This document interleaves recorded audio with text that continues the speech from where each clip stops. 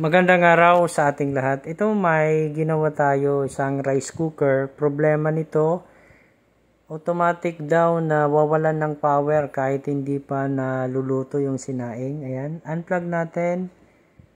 Tapos ibalik natin sa power source. Ayun. Walang power. So, yun po ang problema ng rice cooker na ito. Bale, gumagana naman siya, tapos pag kumukulo na, ayun, automatic nawawalan ng power. Pagkalipas ng 5 minuto, kung ipa-plug in natin siya ulit, ayan, dito ay nagpalipas tayo ng 5 minutes, tapos i-plug in natin siya ulit sa power source. Tingnan natin kung magkakaroon na ba ng power. Ito, plug in natin ulit. Ayan. Tingnan ninyo, nagkaroon na siya ng power. So, yan po ang problema ng rice cooker na ito. So, sa aking assessment, mayroong problema ito doon sa temperature control switch. Kaya nagkakaganon. Hindi na accurate yung pag-detect nung maximum temperature para siya mag-automatic shut off. Okay? So, buksan natin. Bale, ito na po. Nabuksan na po natin ang rice cooker.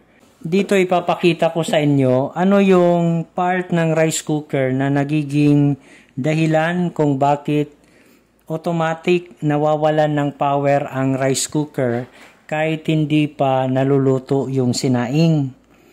Ito po yon. Ang tawag po sa part na ito ay temperature control switch. O specific, ito ay tinatawag na normally closed temperature control switch. Minsan, tinatawag din ito na normally closed thermal switch. Paano ang pagtesting ng temperature control switch na ito o itong normally closed temperature control switch na ito? So, syempre gagamit tayo ng digital multimeter. I-set natin siya sa buzzer mode. Ayan, naka-buzzer mode po tayo. Ang dalawang terminals ay lalagyan natin ng dalawang test rod. Kahit po magkabaliktad yung paglagay ng test rod doon sa dalawang terminals ng normally closed thermal switch, yan po ay okay lang. So, pag inalagay natin ang test rod doon sa dalawang terminals, dapat po yan ay magkakaroon ng buzzing sound. Ito, ilagay ko dito. So, dito, ilalagay ko na yung test rod, ano? Doon sa dalawang terminals ng thermal switch o normally closed thermal switch, ilagay ko na. Ayan. Meron tayong naririnig na buzzing sound. So, ibig sabihin, ang thermal switch na ito ay okay pa. Kaya lang, ang nagiging problema nito ay ito. Hindi na siguro accurate yung kanyang pagdidetect nung pinaka-maximum na temperature para siya ay mag-automatic shut off o i-disconnect niya yung connection ng dalawang terminals na ito. So, para makasigurado tayo, tingnan natin ano nga ba yung kanyang maximum temperature na kailangan para siya mag-automatic shut off. So, gawin natin ay tatanggalin natin ito. Gamit tayo ng screwdriver. Meron siyang dalawang screws, ano? So, tanggalin lang natin ang dalawang screw. Tingnan natin yung kanyang maximum temperature value. Meron tayong makikita na yung kanyang working voltage, ayusin natin. Ayan. 250 volts, 10 amperes, 160 degrees Celsius. Ayan. 160 degrees Celsius. So, bali ang nagiging problema nito, kaya nag-automatic turn off itong rice cooker. Malamang ang pag-detect ng sensor nito ay hindi na siya accurate. Kasi kung iisipin natin, ang rice cooker ay medyo luma na. Sa tingin ko, mga 5 years na yata ito. So, syempre, nagde-deteriorate na rin yung pagdidetect ng temperature. So, ang gagawin natin dito, yung pinaka best na solution dito, ay magpapalit tayo talaga ng bagong normally closed thermal switch. Pero yung ipapalit natin para makasigurado tayo na hindi tayo mababack job, dapat po ay mas mataas pa kaysa sa 160 degrees Celsius. Pwede po tayong magpalit dito ng nasa 190 degrees Celsius o kahit mas mataas pa doon sa 190 degrees Celsius. Kahit siguro mga 200, 210 degrees Celsius o kung gusto ninyo 250 degrees Celsius para makasiguro tayo na hindi magmamalfunction kaagad o mas tatagal yung function ng normally closed thermal switch. Dahil wala tayong available na normally closed thermal switch, so ang gagawin natin dito ay pagdudugtungin na lang natin itong dalawang terminals. Itong terminal na ito at saka ito, iyan po ay pagdudugtungin natin. Bali, ibabypass natin ang thermal switch. At kung titingnan natin itong structure ng rice cooker na ito, meron siyang dalawang safety device.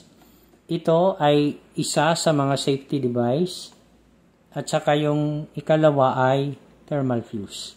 So kung i-bypass natin ito, meron pa namang thermal fuse na ating safety device. So at least hindi kaagad masisira yung heater ng rice cooker. Hinangin natin ito. Okay, so bale ang gagawin natin dito ay hihinangin natin yung dalawang terminals na iyon. Dito na natin hinangin. So close up ko lang para makita ninyo kung ano yung ating ginagawa. So nga pala nilinisan natin dito, in-scrape natin yung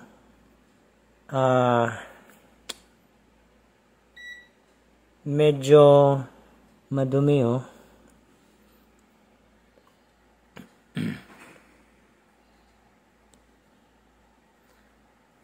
So ito na, hihinangin na natin ang dalawang terminals ng normally closed thermal switch.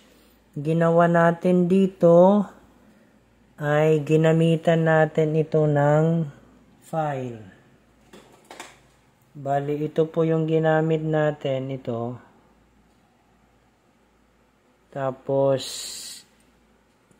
yan po ay tinanggal natin yung covering ng metal. Okay? Ang purpose po niyan ay para dumikit ng mabuti yung hinang o yung soldering lead. So, okay. Okay, ayusin lang natin. Ayan, pwede na siguro yan. Okay, kuha lang tayo ng panghinang. Ito na po.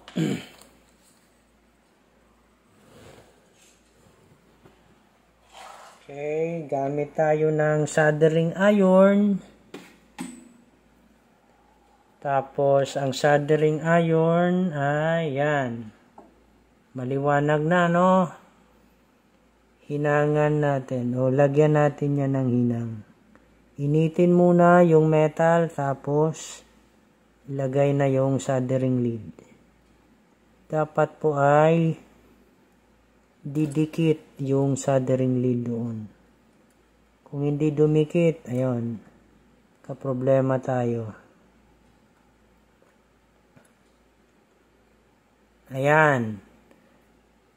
Kung titingnan ninyo, yan po ay nakahinang na.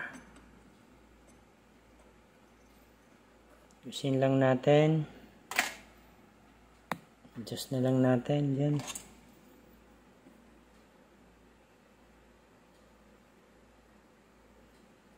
Okay. Yan po ay nalagyan na ng hinang. So, sunod na gagawin natin dito ay ikukonekta ito. Bali, kukonekta ito doon. Okay? So, ito muna. Temporarily, yan, mainit.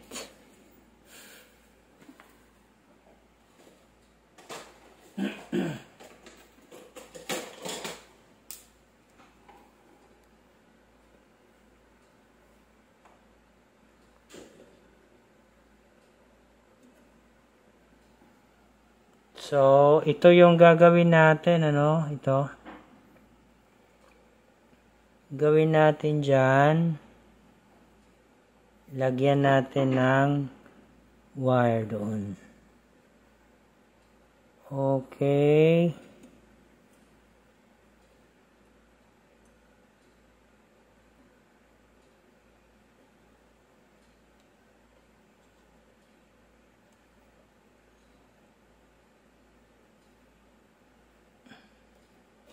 Yon, na ikabit na natin doon sa isang terminal. Tsaka, sunod naman ay dito.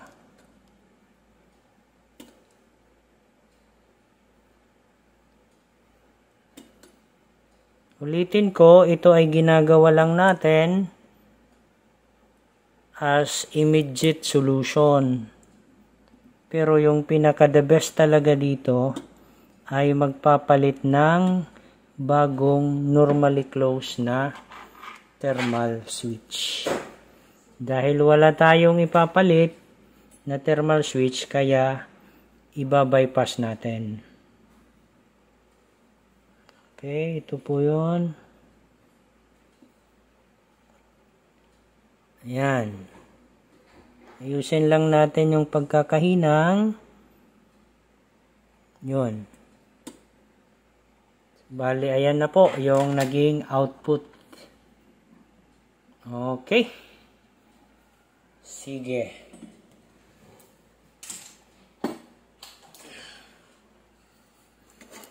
Okay, kung titingnan ninyo, andun pa rin yung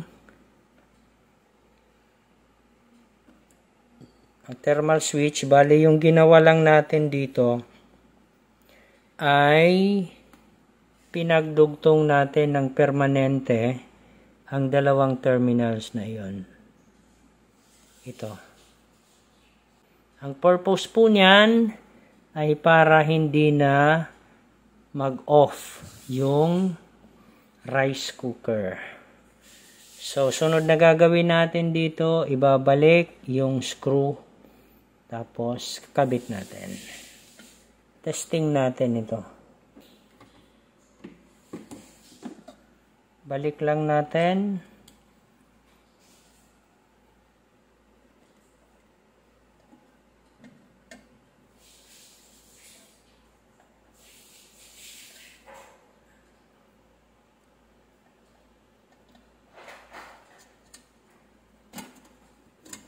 Yan.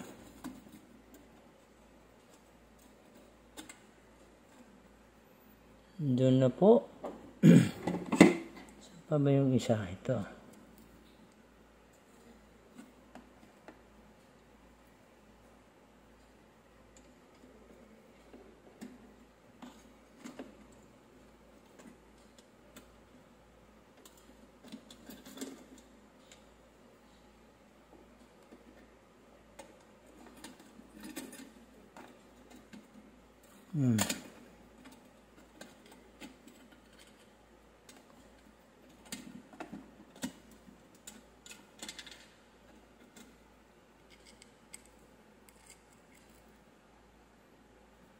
Screw lang natin.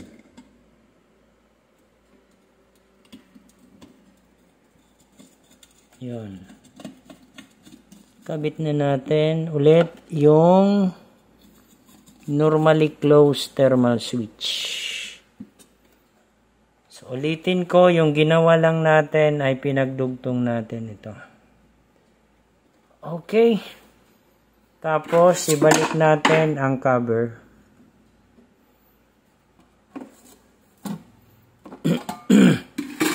So, ulitin ko, pinagdugtong natin ito para hindi na automatic mag-off yung rice cooker. Ito. Katapos po niyan ay ibabalik natin itong cover. Saan na ba yan? Yun.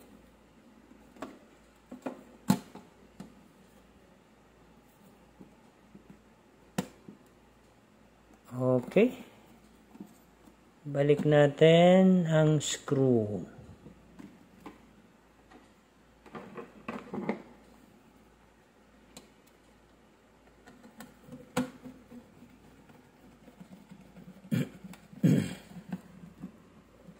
Ito na.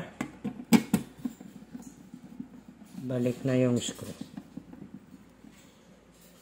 Ngayon, subukan natin kung ito ba ay gagana pa ba o hindi na.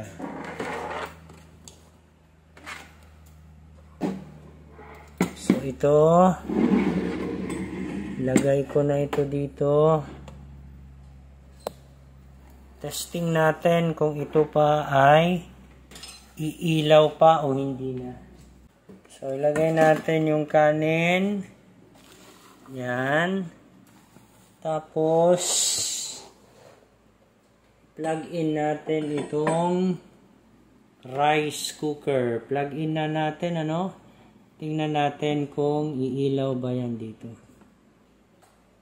Plug in ko na, ayan. Kita ninyo, umilaw. Turn on natin. Ayun. Gumagana pa naman yung rice cooker. Hanggang dito na lang ang aking video tutorial. Sana po ay meron kayong natutunan. At kung nagustuhan nyo naman itong video, maaari po lamang ay mag-like. Paki-share na rin itong video. Kung hindi ka pa nakapag-subscribe, maaari po lamang ay mag-subscribe sa aking channel. Paki-click na rin yung notification bell para updated ka sa mga bagong upload na videos. Hanggang sa muli, maraming salamat po.